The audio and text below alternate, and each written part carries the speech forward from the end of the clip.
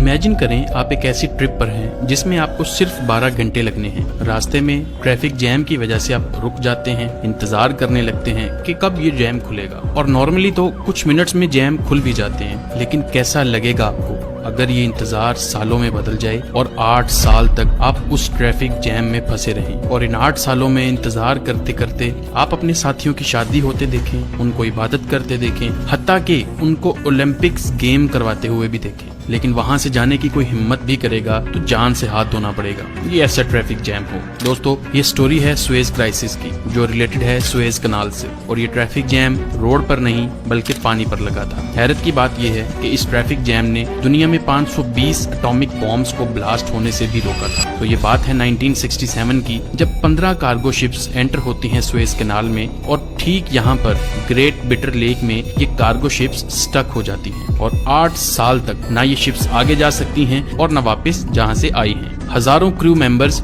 8 सालों तक बुरी तरह फंस जाते हैं। हाईवेज और एक्सप्रेसवेज पर ट्रैफिक जैम खुलवाने के लिए ज्यादा से ज्यादा कई दिन लग सकते हैं, लेकिन सुएज कनाल में होने वाले जैम को खुलवाना किसी के बस की बात ही नहीं थी। देखिए, सुएज कनाल से सालाना 14,000 शिप्स गुजरते हैं। पूरी दुनिया की 12% ट्रेड यहाँ से होती है। इसी वजह से सुएज कनाल को ट्रेडिंग इंडस्ट्री का क्राउन जूल माना जाता है। लेकिन इस मैन मेड कनाल से पहले ट्रेडिंग के लिए शिप्स को महीनों का सफर करके साउथ अफ्रीका से होके जाना पड़ता था। फिर सुएज कनाल से एशिया और यूरोप में ट्रेडिंग का टाइम महीनों की बजाय दिनों में होने लगा, और यूरोप से शिप्स मेडिटेरेनियन सी से घूमते हुए डायरेक्टली रेड सी पहुंचकर एशियन कॉन्टिनेंट को एक्सेस कर सकती थी। और इस रूट के जरिए तकरीबन 9,000 किलोमीटर का फासला भी बच जाता था। यही नहीं, अफ्रीकन कॉन्टिनेंट से गुजरते हुए सबसे बड़ा इशू पायरेट गैंग्स का था, जो हर दूसरे दिन कार्गो शिप्स को लूट लिया करते थे। सबसे फेमस है सोमाली पायरेट्स और अफ्रीकन पायरेट्स, जो शिप्स को रोक कर या अटैक करके क्रू को हॉस्टेज बना लेते और फिर करोड़ों डॉलर्स का माल ये या तो लूट लेते या हॉस्टेजेस को रिलीज करने के लिए लाखों डॉलर्स डिमांड करते। जिस दिन ये 15 शिप्स सुएज कनाल में एंटर होती हैं, बदकिस्मती से उसी दिन इजिप्ट और इजराइल के दरमियान जंग शुरू हो जाती है, जिसकी वजह भी यही सुएज कनाल ही होती है। इसी कनाल पर इसराइल कब्जा करने के लिए इजिप्ट पर हमला कर देता है। सिर्फ एक ही घंटे में कई रॉकेट्स और प्लेन्स इसी कनाल में आ गिरते हैं, और इजिप्ट ने कनाल में माइंस भी गिरा रखी थी। इन हालात में शिप्स बिल्कुल भी मूव नहीं कर सकते थे, और कुछ दिन में इसराइल इस एरिया को, जिसे सिनाई पेनिनसुएला कहा जाता है, यहाँ से इजिप्ट को हराकर इस पर कब्जा कर लेता है। और अब इजिप्ट और इसराइल का न्यू बॉर्डर होता है सुएज कनाल, जिसमें फंसे होते हैं 15 कार्गो शिप्स। इसराइल का ये सरप्राइज अटैक था, लेकिन इसकी वजह ये थी कि अमेरिका ने इसराइल को बोला कि हम ठीक इस जगह पर 520 एटॉमिक बॉम्ब्स गिरा के एक न्यू कनाल बना लेते हैं जो हमारी अपनी होगी। लेकिन इस चीज को इसराइल ने मना करते हुए कहा, एक बार हमें ट्राई करने दें, हम सुएज कनाल को वैसे ही छीन लेंगे इजिप्ट से। अगले 6 दिनों तक कई झड़पें चलती रहीं, और अब दोनों मुल्कों की फौजें आमने सामने थी सुएज कनाल के दोनों तरफ पर। इसराइली फौज को सामने देख इजिप्ट ने सुएज कनाल को फौरन क्लोज कर दिया। सुएज कनाल के दोनों साइड्स पर शिप्स को खड़ा करके उसको ब्लॉक करने के बाद ब्रिजेस को खुद डिस्ट्रॉय कर दिया इजिप्ट ने, ताकि इधर से कोई गुजर न सके। और कैनाल में ज्यादा माइंस इंस्टॉल कर दी ताकि अब इसराइल मजीद एरिया कब्जे में ना ले सके। इस सब के दरमियान 15 कार्गो शिप्स स्टक थी ग्रेट बिटर लेक, जिसके वेस्ट में थी इजिप्शियन आर्मी और ईस्ट में इजरायली फोर्सेस। इनके पास एक ही ऑप्शन था, अपनी जगह पर खड़े रहकर वेट करना। कनाल के दोनों तरफ में बाहर वाली साइड्स पर कई 100 शिप्स और भी रुक गए, जो कनाल को क्रॉस करना चाहते थे। कुछ दिन तक तो वेट किया जा सकता था, लेकिन आखिरकार ये जैम मजीद लंबा होता गया, और जो शिप्स सुएज कनाल को क्रॉस नहीं कर पा रहे थे वो दोबारा अफ्रीकन कॉन्टिनेंट से गुजरने लगे, जिसकी वजह से ट्रेडिंग कॉस्ट में इजाफा हुआ, फ्रेट चार्जेस बढ़ते गए, जिसका असर पूरी दुनिया में दिखने लगा। दूसरी तरफ सुएज कनाल में फंसे 15 शिप्स को फिलहाल कोई नुकसान नहीं पहुंचा, क्योंकि जर्मन, स्वीडिश, पॉलिश,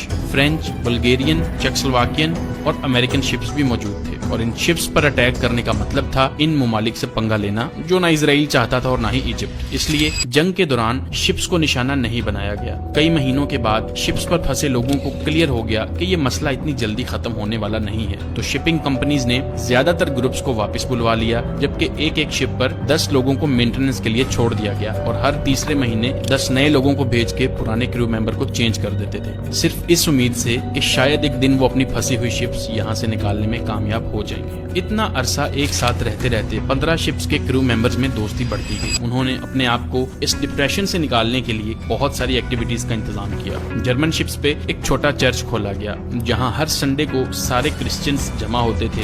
بلگیرین شپ پہ ہر روز مووی نائٹ کا بندوبست کیا جاتا تھا۔ سویڈش شپ پہ پول پارٹیز اور برٹش شپ پہ فٹ بال کھیلا جاتا تھا، حتیٰ کہ انہوں نے یہی بٹر لیک کے بیچوں بیچ اولمپکس گیمز بھی کروائی تھی، جس کو بٹر لیک اولمپکس 1968 کا نام دیا گیا تھا۔ ایک کے بعد ایک سال گزرتے جا رہے تھے، لیکن یہ شپس ایک ہی جگہ پر کھڑی تھی۔ آخرکار ایک وقت ایسا آیا کہ ان کے اوپر مٹی کی لیئر جم چکی تھی، کیونکہ یہ نیوٹرل شپس تھیں اور ان کا اس لڑائی سے کوئی لینا دینا نہیں تھا۔ اس وجہ سے ان شپس پر کھانا پینا پہنچانے کے لیے نہ تو اسرائیل کو کوئی اعتراض تھا اور نہ ہی ایجپٹ۔ 6 سال کے بعد 1973 میں یہ جنگ ایک بار پھر سے شدت اختیار کر گئی، لیکن اس بار حملے کی شروعات ایجپٹ کی طرف سے ہوئی۔ ایجپٹ اپنی پوری پاور کے ساتھ سینائی پیننسویلا میں گھسا اور اسرائیلی فورسز کو کافی اندر دھکیل دیا۔ دونوں طرف سے بھرپور حملے کیے گئے، لیکن اس بار ایک اسرائیلی راکٹ نہ چاہتے ہوئے بھی ایک پھنسی ہوئی امریکن شپ پہ آ لگا اور وہ تباہ ہو کر ٹوٹ گئی۔ ہفتہ چلنے والی یہ لڑائی دونوں طرف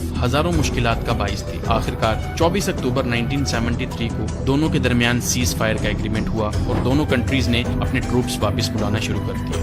6 سالوں تک چلنے والی جنگ تو اب تک ختم ہو چکی تھی، لیکن اب ٹریفک جیم میں پھنسی شپس کے لیے تو جیسے جنگ ابھی تک چل رہی تھی۔ ان 6 سالوں میں سویز کنال کے اندر شپس، پلینز اور راکٹس کا ملبہ بکھر چکا تھا۔ اس کے علاوہ ایجپٹ نے مائنز بھی انسٹال کر رکھی تھی، جس وجہ سے آسانی سے اس کنال کو کراس کرنا ممکن نہیں تھا۔ سویز کنال کو اچھی طرح صاف کرنے میں ایجپٹ کو اگلے 2 سال لگ گئے۔ 5 جون 1975 وہ دن تھا جب سویز کنال کو 8 سال کے بعد کھولا گیا۔ اتنے لمبے عرصے تک ساتھ رہنے کے بعد 14 شپس کا اب سویز کنال چھوڑنے کا وقت آ چکا تھا، اور یہ واپس جب اپنے کنٹریز میں پہنچی تو ان کا خوب دھوم دھام سے استقبال بھی کیا گیا، اور پورے 8 سالوں تک بند رہنے کے بعد سویز کنال میں ٹریفک دوبارہ سے بحال ہونے لگی، اور اتنی بڑی ٹریفک جیم ہسٹری میں نہ پہلے کبھی کسی نے دیکھی تھی اور نہ ہی ہوئی تھی۔ اس کے بعد ایجپٹ اور اسرائیل کے ریلیشنز بہتر ہوتے گئے، اور اسرائیل نے پورا سینائی پیننسویلا ایجپٹ کو واپس کر دیا، اور ایجپٹ وہ پہلی عرب کنٹری تھی جس نے اسرائیل کو ریکگنائز کیا۔